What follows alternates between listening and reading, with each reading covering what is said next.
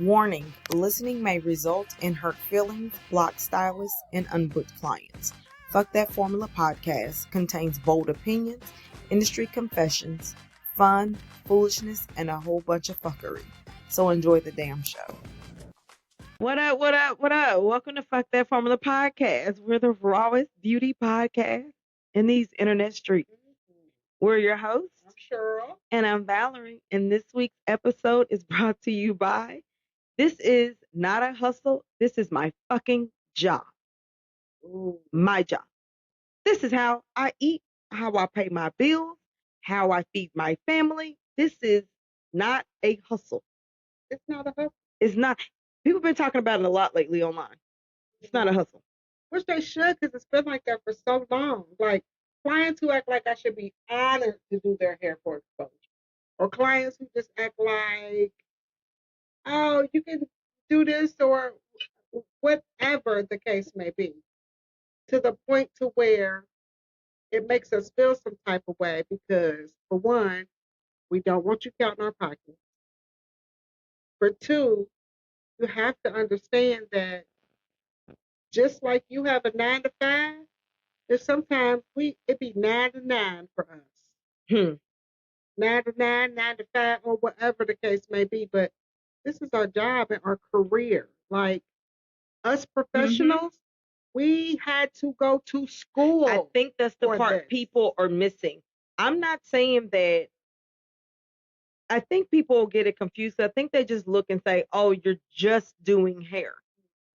We literally go to school.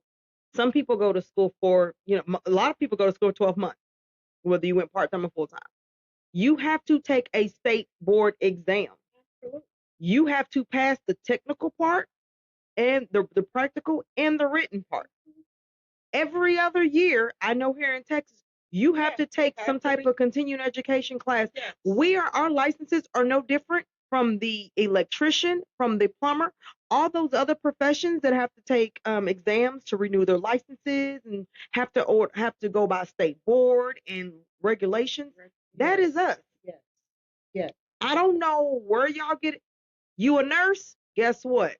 It ain't the same type of class, but the same shit as far as going to get your licenses and stuff like that. We have to do the same thing. Absolutely. Absolutely. So I hate that we often get taken for granted. And like it's not a real career. Like it's not a real career. Like we're just doing this for fun. We may make it look fun, and we may have fun doing hair, you Right. know. But a lot of times we just make it look fun, you know. Mm-hmm. This is our job, man. This is what we do, and we take it serious. Now, I also must say with that, as a professional, you have to conduct yourself professionally to take you serious. Yes. Yeah, to be taken seriously. You know, you just can't. Talked about pet peeves, and I missed it on the other one, but having to do with this, a pet peeve of mine is when a professional cosmetologist is asked, well, what do you do? What's your career? I do hair. I do hair. What you do? I do hair. No. Mm-hmm. You do more than hair. I always unless say, you are an unlicensed kitchen style, which I have been a licensed kitchen stylist, but unless you are unlicensed, bootlegging or whatever, it's more than just I do hair. Right. It's more than just salon owner. Yeah. I'm a salon owner. I'm an owner operator. I'm a licensed cosmetologist. I'm an independent contractor. There's a lot of different terms that you can use and say, I do hair. I do hair. Yeah, it's more than that. So if you conduct yourself like I do hair, then that's how you're gonna be respected. But honestly, some of the reason why people don't take us serious, because like you said, we don't even take our own goddamn career seriously. But how many stylists do you know? They bullshit around, they schedule bullshit, you know what I'm saying? They come and go just kind of as they please, not really considering other people. You treat it like a hustle. So people look at it as a hustle. Yeah. I don't think people really and another thing, people automatically think, and I'm not sure if this is just because of the stereotype, but people think that if you're doing hair, you couldn't cut it in another field. I have a whole fucking bachelor's degree. I have a full ass bachelor's degree. I'm not dumb. You're not dumb. Right. There's a lot of, if you actually talk to some of these hairstylists, whatever, or estheticians or massage therapists, those are all fucking professions. If you talk to them, nail tech, you'll be amazed of their careers before they got into this industry. They're not dumb. You can find people that have been accountants, that have been, business owners of, whether it's day, child care, or whatever the case. We're not dumb. It's not that we couldn't cut it in other fields. We have taken the chance and decided, you know what? I want to do something that I enjoy doing. I want to get up to go to work every day doing something that I enjoy, and I want to own what I do. Whereas some of you 9-to-5 hate your fucking job. So maybe y'all should become hairstylists. Cause see, no, don't just think that you can become a hairstylist. That fucking grinds my gears when people just think they can just up and automatically just become. They have YouTube University. See what I'm saying? See what I'm saying? They're influencers. They can do hair. I'm an influencer. That is the shit. I know what the fuck I'm doing. That keeps the Kool-Aid pitcher under the faucet for too long and then water this shit down. Did this motherfucker say the Kool-Aid pitcher's under the faucet too long? Honestly, I kind of like my Kool-Aid a little watered down because too much sugar is just like. I like it with a lot of sugar with a whole bunch of ice. The ice gonna melt and that's it's gonna be like a good balance. Yeah, I kind of like it watered down. But what I'm saying is, people think because, and honestly, think about it.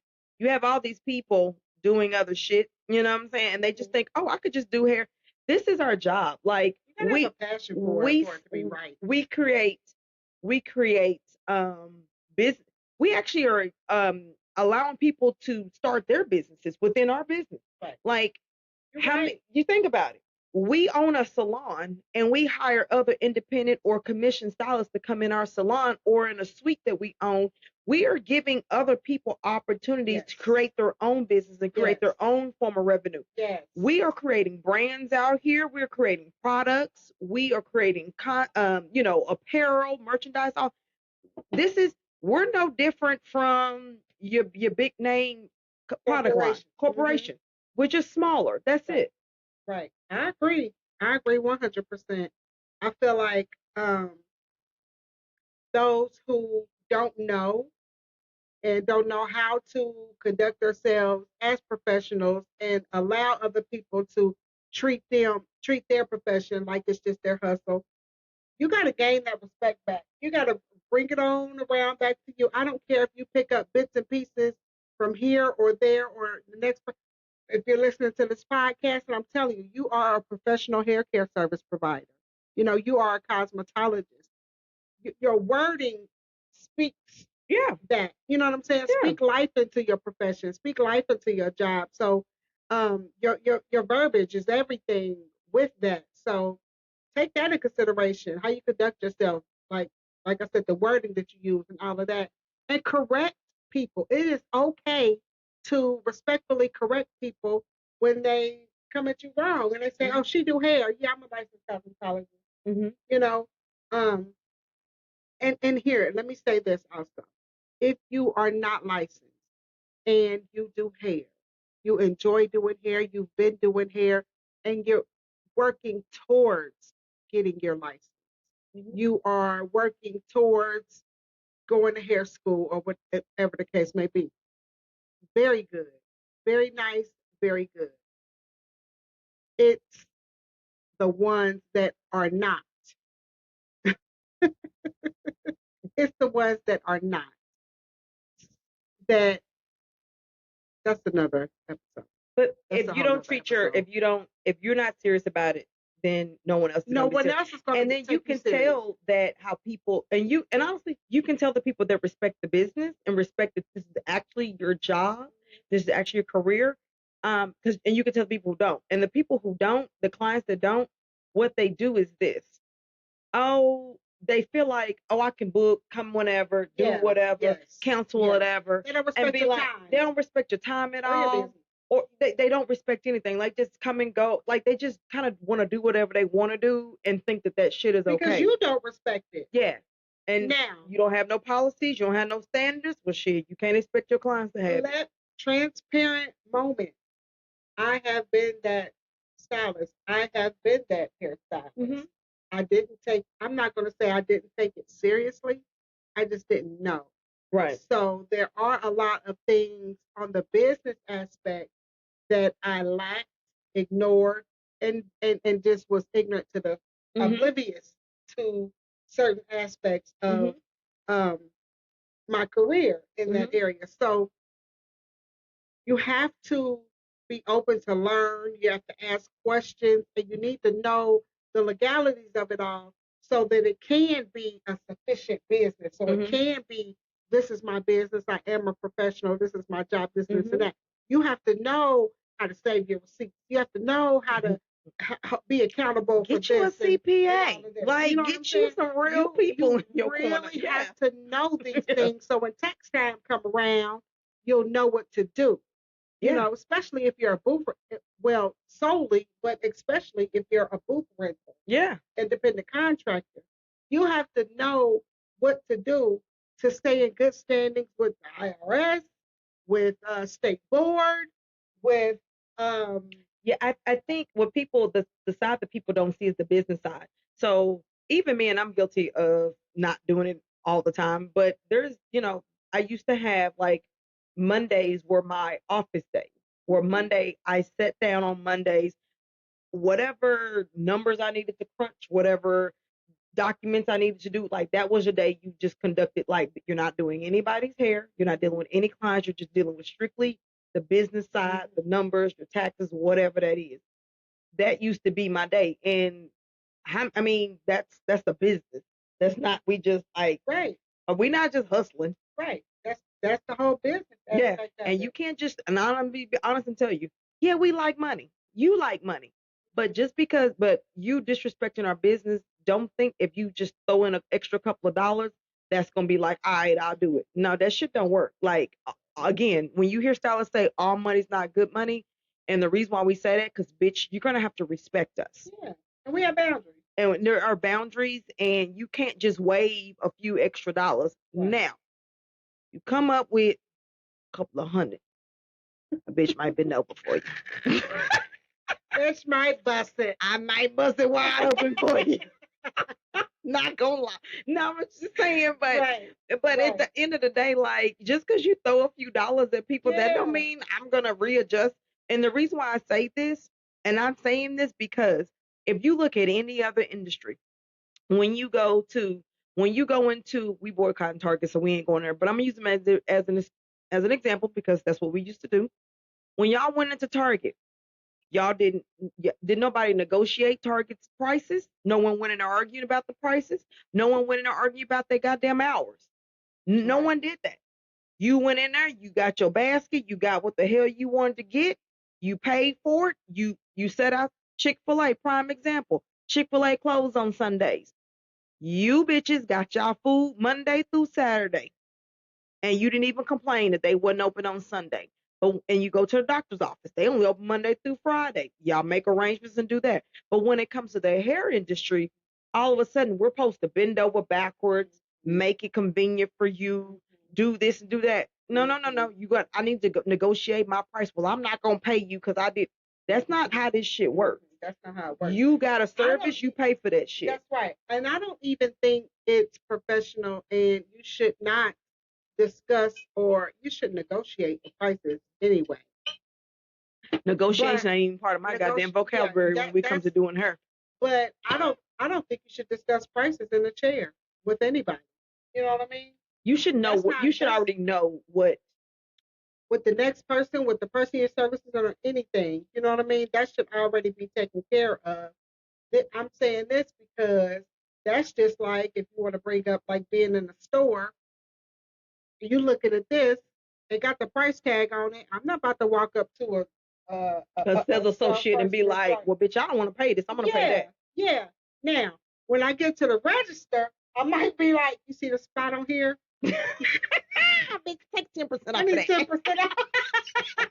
I need 10% off of that. You know, I might be mad at the register. Yeah, but they don't treat other, that's what I'm saying. They treat every other business like a business, but when it comes to us, now all of a sudden we need to negotiate our prices. We need to figure out. Bullshit. That is bullshit, and that's not fair. So if you conduct as stylists, if we conduct ourselves like we want to be taken seriously, and like this is our profession, our business, our career, and everything, we have to demand, unfortunately, we have to demand that respect from clients, whether they're current clients, potential clients, or else they just going to continue to try to get over with the same shit that they've been, you know what I'm saying, doing. But like I said, like you said before, and like I mentioned, I have been a stylist that let shit slide, bend over backwards, or whatever the case may be. Listen, I understand, honey. Being in a salon,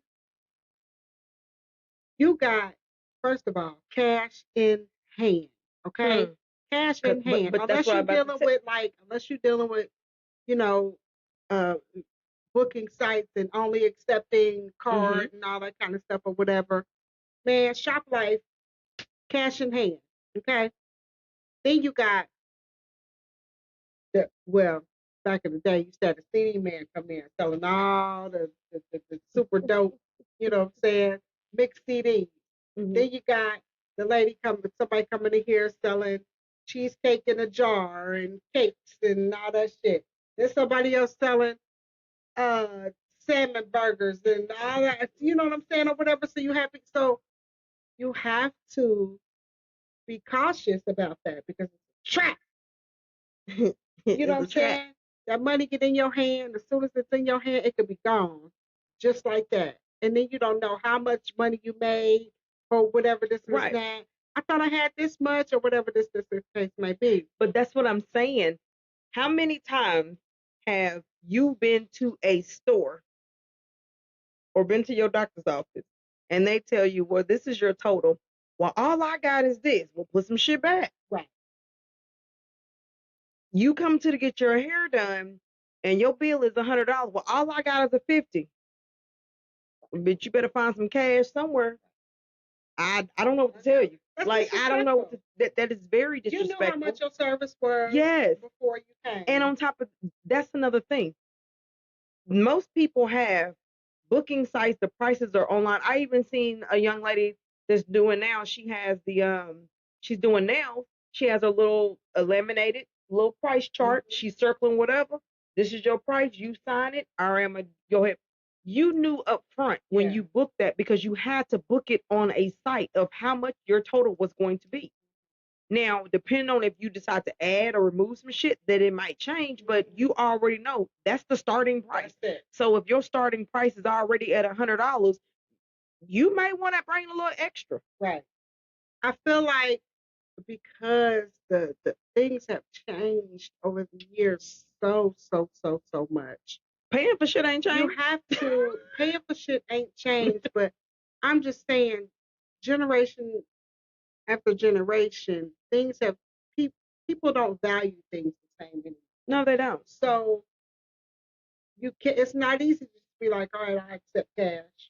You know what I'm saying? So I feel like that is a reason why, in addition to professionalism and booking, the professionalism aspect of using booking sites and paying online, using card only, and well, that's kind of just to kind of so you can know up front. I mean, it's kind of for you. I know, I know, but like I'm just saying, like back then, you could just get paid the cash on hand. Right. Then it's, you know what I'm saying, it ain't no choice of. Back then, it could be like you said, well, I only got 50 and your service is $100. And only got 50. But if you had to pay on this, you know what I'm saying? If you only had to pay with card, then we don't have to worry about that. Right. So I just say all of that to say, whichever way you take your payments, just make sure that you're keeping track of that. Yeah. So that you can have everything in order, so that everything can be in order and in line when it's time to be your own accountant or send your shit over to your accountant or whatever the case may be. Because you have to keep those books in line and in order for it to work, and in order for your business to work. Otherwise, you're just gonna be in the hamster wheel. Yeah, but it's kind of like one of those things like people just they don't see you get all the money that you may make for a week, right? You whatever you make outside of you paying your expenses, your salon expenses or whatever, then you turn around and pay yourself. That is the money that I'm gonna go pay my mortgage with. That's money I'm gonna go get gas with. The same way you go to work and you work your 9 to 5 and you get your paycheck is the same way we go to work and we get our paycheck. Absolutely. It just for us sometimes it comes fast. Sometimes it's more cash in hand. Then we don't have to wait for a paycheck. And a lot of times, the amount varies. So some weeks you're up, some weeks you're down. So that's really the only difference. Other than that, we're still clocking in and clocking out. Right. We just don't. But we're doing it on our terms. We're just self-employed. That's the only difference. Yeah. We're clocking in and out on our own time. Mm-hmm. That still does not make it not a legit business. And it makes sense when you pay yourself. When you pay yourself out of everything that you got. You would think like, okay, yeah, every dollar now, don't get me wrong. There are some people who don't, what they make is what they make, and we can't count your pockets and we can't tell you how to spend or whatever. So if that's what you do, that's cool. But if you're doing this shit and you have to make it work, like this is your bread and butter. Yeah. This is what goes on the table. This is what we eat off of. You have to pay yourself. Yeah. Just like the 9 to 5. Yeah. This goes to this and then pay yourself. I had to learn that. So I didn't do that. So just think weeks time. that you are up, like say last week, hey man, I brought in, $2,000, right? Next week, but you only brought in $200. Right. So now you're short. Like and it be like that. And I don't think clients see that part of how our pay can go up there. I'm not telling people if you have to cancel your appointment, that's just is what it is. We're not tripping. But what I am saying is that our shit fluctuates. So a lot of times, you start out that week really up. By the time the end of that week come, you didn't have 5 people, 6 people cancel, shit you down. Now you got to try to readjust and make sure you account for those slow weeks. You account for them slow months or whatever. We have seasons where we're slow as shit. There's months that we go, like some people are slower depending on what service you provide. They may be slower all summer. Or they may be slower all, beginning of the year. Like it varies for everybody. But shit, we still a business. So while you thinking, shit, I don't want to fund her lifestyle. Right. You are funding my lifestyle the same way you go to your job and your job funds your lifestyle. My job funds my lifestyle. It's the same damn thing. That goes with the saying of you can't count your stylist. You can't count my Like, don't do that. Like, I wouldn't give a fuck if your stylist is driving a luxury car, living super nice and everything and everything. You don't know what the fuck she got going on. What she charges, what she charged. Like it is what it is. And I think it happens when y'all start counting our pockets and feeling some type of way about it. Then y'all wanna. But you know what this girl said online? Because I was listening to somebody else, they were we as stylists started showing our lifestyle. Which we should be able to, but as stylists, once we got on social media, we're living our life like everybody else. And I think once people start seeing like taking vacations, houses and cars, and I think people start seeing like, well, shit, why am I paying her? I mean, whatever. I get that.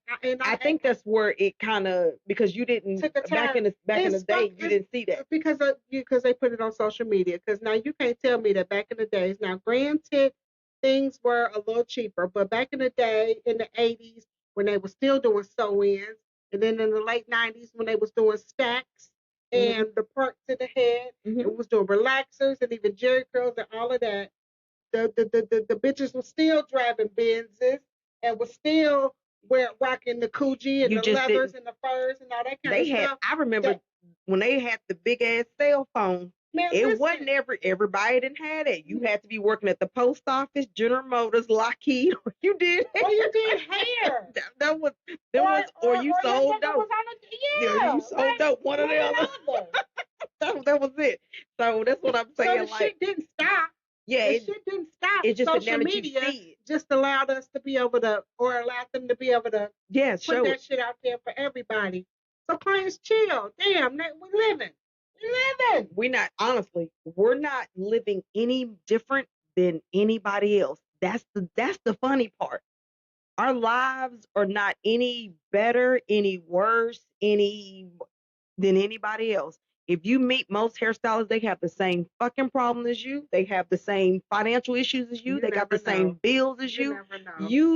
They got the same relationship. We're still all human. But here's the thing. You couldn't walk in my shoes, though. No. You could not walk in my shoes. And let me not even say just walk in my shoes. You couldn't stand behind my chair. No. From sun up to sundown. Yeah. And do what I do. What?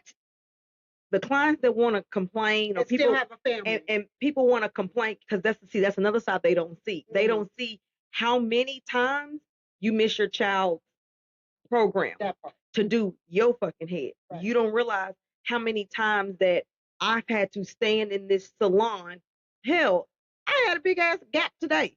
I didn't get paid for that. I had a 6-hour gap today. You know what I'm saying? Like, people don't realize the downtime of not getting paid. Right. People don't realize the amount of how much products cost. Right.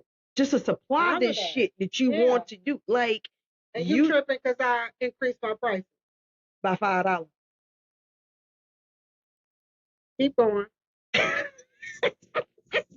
And you just went to brunch and kicked it with your girls and just spent like, $200 on a fucking brunch.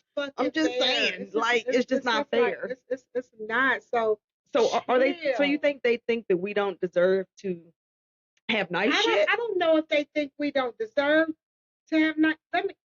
You know what? Let me hop into this dirty chair confession. It kind of ties into that. Okay. So stick a pin in that. So we're gonna move to this dirty chair confession, and then we're gonna elaborate on that. Okay. So she says, I had to tell a client I can't pay my bills with IG likes. Right? That's super fucking valid. Okay. Like, just because I create content and posting content or whatever, and getting all these likes or whatever, like, the likes don't pay my bills. Okay. She asked if I could do her hair for free. Because, girl, you love doing hair anyway. Bitch, why they do that at? Hey, man, listen. Yeah, I love it, but this ain't a hobby. Bitch, this is how I eat. Okay? This is how I pay for daycare. This is how I have paid for AAU for the last goddamn 5 or 6 years. Man, paid for child. I remember there was a year, I don't remember. Do you remember the kind of like Groupon's of Living Social? Groupon? It was like a Groupon, but it used to be called Living Social. Okay. So Living Social used to be an app that was just like Groupon, that you can offer service. I remember setting myself up on one of those merely just so I can pay for summer daycare. And I mean, it was discounted, but I had to, all the money that I made off of that, literally, they wrote me a check. I wrote that check right on over to the other people. I ain't even keep none of that shit. So I had to do extra shit just so I can pay bills. That was strictly for daycare, for the summer, for summer camp. You see what I'm saying? Like, now, I guess that's a hustle. I don't know. You know what I'm saying? I don't think people realize this shit. That was a bill. That summer camp was a bill. Yeah. So you had to work to pay that bill. Yeah. Yeah. We glide through it like a hustle, because every day we hustle it, I guess. But we glide through it like a hustle. But we be short too. The same way you're short on your bit. Say you got a lot of bills coming in, and we the same kind of short you short. I'm gonna tell you. We experiencing life the same. We make it look good. We do make it look easy because we're in here. You might have your little champagne and we're listening to music, we're laughing. But what you don't see is that's a cost too. Behind that chair, baby, she could be stressed, depressed, struggling. Whatever you don't know what she's what him or her are going through behind that chair to make this shit happen for you. And you could have been your appointment could have been the one appointment that determined whether she was able to pay her rent or not for the month. That is real talk. Yeah, that's real like talk. Not even bullshitting. Yeah. Like your cancellation would have been the one reason why she, like shit. I ain't had no more clients to come in for the week, so shit. I guess I'm gonna be late on my bill. And that is so real. And I mean that right there is extremely real, and I know some people can relate. And as stylists, we do need to plan. We need to, plan better. I'm guilty of it or whatever. But shit, like people live paycheck to paycheck. We live appointment to appointment. For real. Absolutely. There's times we live appointment to appointment. Yes. And it's not easy just sticking through if you don't have a thriving solid clientele at the point to where you managing it and you straight and you coasting all the way through, or got somebody else to help you balance things out, whatever the case may be. It can be extremely hard to just solely stay behind a chair and not have to get another job. Yeah, because some of us have part-time jobs, multiple jobs. You know what I mean? Like, you don't be surprised when you see people teaching cosmetology school and working behind the chair. Yeah, don't be surprised when you see people working anywhere and working behind a chair. But I bet you, unless they burnt out, they would prefer to just be behind a chair. Yeah. So we have to do what we have to do to make ends meet. So just have that respect and that courtesy to not shit on our profession. Yeah. Because it is our profession. But at the same time, clients, conduct yourself as professionals so that you can be approached. What I say? Client. Yeah, stylist. Conduct yourself as professionals so that you can be approached in that manner. Like, it goes both ways. But yeah, clients be shitting on us and acting like what we do, we just do this shit for fun. Yeah, it ain't fun today. And then honestly, and what's funny is, we talked to us before. There are a lot of times we give away services. Yeah. We give away shit. We not making them just on a whim. Just on a whim, just because we like your loyalty. We like you, whatever. We just like, all right, fuck it, whatever. Or I know that this is gonna I know this is gonna enhance what you need done. Let me go ahead and touch your brows up, or I'm just gonna dust it, or whatever the case may be. Yeah. I've dusted ends, ain't charged for nothing, done brow wax and ain't charged. Hell, I've done a toner before and ain't even charged for it. You know what I'm saying? There's things that we don't charge for sometimes, and it's not, and it's like, but if that's how y'all want to roll, motherfucking canal apart every goddamn thing. Oh, I can charge it. You know what I'm saying? But it's just I can say I've been blessed with a clientele that haven't. I've had a few that kind of act like this was a side hustle or whatever. But overall, people come in here and they respect, and maybe because I do have policy, I have standards, and I kind of had that right out the gate. Because you're not finna, because if we're not gonna abide by these, and I just go, you know what I'm saying? I can just go do something. I don't have to deal with none of this shit. But this is what I love to do, and this is what I wanted to do, and this is what my business is. Yeah. When I found my taxes, this is all I found my taxes for. Right. And that's it, and that's all. That's the income. I appreciate the fact that my clients over the years have also, alongside the fact that a lot of them have watched me grow and came from the place to where I was just kind of like, treating it like a hustle, but it was my job. Well, I think we've all guilty. I think we've all been guilty of this shit. First of all, this shit is not easy. You gotta learn. As you gotta learn. You learn. And there's a lot of that's how you become an OG. Yeah. So we've all have had a point where we treated this like a hustle and not took it serious like we should have. Yeah. Absolutely. So if you ain't fit, you got to go through it. That's how you become an OG. You got to go through some shit to get to the point where you can assist others and try to help others from making the same mistakes that you do.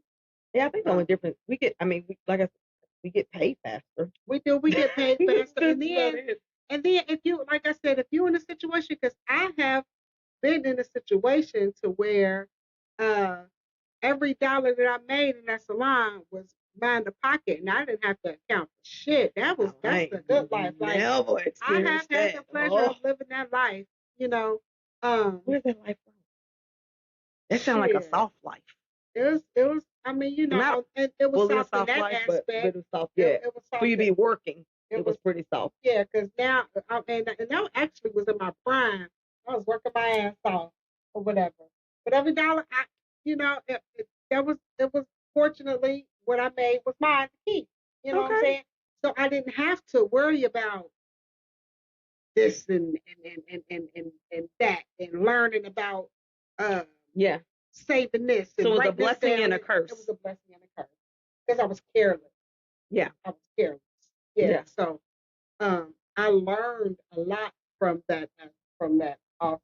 You know, this is a legit business. It is a legit business, and you definitely learn and you take heed of the lessons that you learn because you have to treat it like a business, especially in order for your business to be respected and for you to be respected as a business owner and a professional. Yeah. Right. I'm always gonna say, don't negotiation is not in my vocabulary when it comes to salon. Period, point blank. I don't understand negotiation. Don't speak no English when it comes to negotiation because I don't fucking do negotiation shit. You know what your price is. You know if you cancel what your cancellation is, and that's just it. That's just it is what it is. I remember I have a few clients. So I love them so much. They used to tell me like, you need to charge me. Oh, I've had that too. Yeah. You need to raise your prices. I'm like, for real? Yeah, you need to charge me. You need to raise your prices. And I'm like, really? Like, you know, what? Like, chart. That is as a one thing you learn from new to becoming an OG. I remember being that stylist that would, and I think every young stylist goes through it.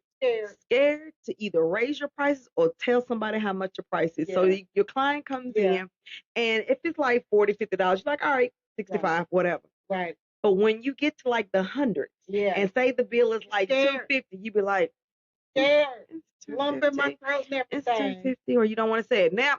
It's $250. How you want to pay? Card, cash, check, Venmo, cash app? What you want to do? Right. Shit, Zelle. So, how you want to buy now, pay later? What you want to do? But I remember back then, I don't know a stylist that has not gone through it. Yeah. Scared to raise their prices because I was raise your price every 4 or 5 years type stuff. And I was just like, and after a while I was like, bitch, everything else going up except for your prices. Yeah. Like how the hell is you still afford today's price? Yesterday's price is not today's price. Right. So if I'm still charging this, but I'm charging 2019 prices, but I'm trying to live in 2025. That shit don't match. It don't match. And the same, and I say that because the same way you guys go to your jobs and you do work for about a year, you expect a raise, you expect a bonus, and you get pissed if they only give you a 1% raise because y'all max is 5 and you really want a 5% raise. We want our raises too. I want my raise. Yeah, absolutely. So it's the same, and I always try to bring it back to your job because that's the only way I can make it make sense, or for you to put yourself in our shoes, right? At least to kind of see where we're coming from, because we're not saying it to be like mean or shitty or whatever, but like y'all need to really like fucking respect this job, what we do. Mm-hmm. When I'm hustling on it, I'll let you know. When I'm hustling, I'll let you know. Because some people aren't. It is just a hustle to some people. I'll let you know. You can't knock their hustle either. I'm not knocking. If you just hustling doing her, I am not knocking you at all. Hustle, boo. Get your money. Do what you need to do. Yeah, you can't knock their hustle either. But majority of stylists are not hustling. Right. This is it. This is it. So moving on to our fuck that formula of the week. I didn't even do my Dirty Chair Confession song. Dirty Chair Confession. I didn't even do it. You did. I did it now. You did it before. I did it on this one. I'm going to do it. We'll do a fuck that formula. Fuck that formula of the week. Stop downplaying your craft. Right. This is a career, not a hobby. Don't let people put side hustle energy on your full-time profession. Set your prices with confidence, stick to your boundaries, and remind folks, passion doesn't mean free, baby. Respect the chair, respect the bill. The fact that people think that we're gonna do this shit for free is amazing to me. I mean, I guess if you go to your job and you do a full 8-hour shift and your job said, well, we ain't gonna pay you today. Love doing it. Because you just love doing it and they're not gonna pay you for the day. I mean, I guess that's how y'all roll. Now, unless your client says, I need models for content. let me do your hair for content. And we do that, and that's free. And we do that. Some people are free. Yeah, some people it's free. Some people it's majorly discounted. Unless we say that, don't don't do hey, that. You know when she stop and say, hey, hey, ma. Hey. You know when she stop and say, be like, when she get all hyped up, hey, ma. Hey. Don't do that. Don't do that. Hey, don't do that. And then, yes, stop downplaying your craft. You worked for this. You went to school for this. You still some of y'all still paying your student loans for this. Hello. Shit, let's get that. Still paying your student loans. That's another thing. Do people not know how much fucking cosmetology school costs? Hell yeah. Cosmetology school is in the cosmetology school, nail manicure program. That shit is in the thousands, y'all. And I'm not talking about back in the day, you could probably find a school for $5,000 or $6,000. And that was still high for back then. But now we're in the 20s. I think when I went, it was 5. Yeah. It was 5,000. It was 13 when I went. Yeah, it's a good 20,000 now. So you done paid for this, or maybe you're still paying for it. You done worked hours for it, collected hours, went through bullshit for it. You have missed your kids shit, your family shit, all of that. Do you know there's a lot of people who get divorced in this industry. I'm sure. Because you're never at home. Listen, because you have to be, it takes some understanding. It takes a major understanding and strength, because I can't just say I get off at 5. I can't say that. So most spouses know if you married to a stylist, if they tell you a time, always add an hour to an hour and a half to that, because we're never off at the time we say we're going to be off. Yeah, for sure. But that's what I'm saying. There's people that this industry has affected their relationships because they're working every Saturday. They can't take a vacation. We get no PTO. We get no sick day. Y'all, we don't get no sick days. We don't get no PTO. We get no 401k. We have no benefits. That's another thing. See, your job, they deduct benefits out your account. You accumulate sick time. You get PTO. I have to fund my own sick days, my own vacation days. I get no paid time off. If I don't have my hands in your head, I do not get paid. Point blank, period. I mean, and it's straight like that. It is literally straight like that. So there is no reason why, as a professional haircut provider, that you should downplay any aspect of it at all whatsoever. Yeah. Like, you put all of this into your craft. There also is no reason whatsoever that you should not conduct yourself as the professional that you are meant to be in this industry. Like, you have to. You can still have fun. You can still turn up. You can still do whatever. But when it comes down to your business, business is business. Business is business. Stand on business. Stand on business and conduct yourself as professional as possible. You know. Yeah. You can learn professionalism and etiquette and how to conduct yourself and demand your respect from your clients and others as far as your profession is concerned. That's the only way you're going to get the respect for them to understand and know this is my job, this is my career, this is not just my hustle. And if you guys don't know, Shirley actually has a book for professional development. It's an ebook. Like to copy it, let us know. Absolutely. Let us know. It ain't no bullshit either. It's real shit. It ain't no bullshit. It's real shit. It's real shit. And it costs. So this shit ain't free either. Because this is a whole nother goddamn business. It ain't free. Girl over here, a whole goddamn author. Y'all gonna pay her. That part. We're gonna do the trend. My homegirl got a book over here. And you gonna buy this shit. You gonna listen and you gonna like it. Tell them about your book. Well, my book is called Chair Charm. Chair Charm Confidential. And it's basically a book based on professionalism and salon etiquette. Pay attention. God damn it. To help you learn how to flourish within your professional development and build a faithful and solid clientele base and build and stick to boundaries and just help you to be the professional that you are meant to be behind the chair and conduct yourself with the salon etiquette that is necessary for your success in the industry. Y'all better clap for her. I want to hear all the claps in the world for her. Clap. God damn it. Clap. My clap ain't working. Now contact us if you want this goddamn book. And I'll work her shit out. Thanks. All right. Well, if you got something to say about this week's episode, if you like it, hate it, whatever.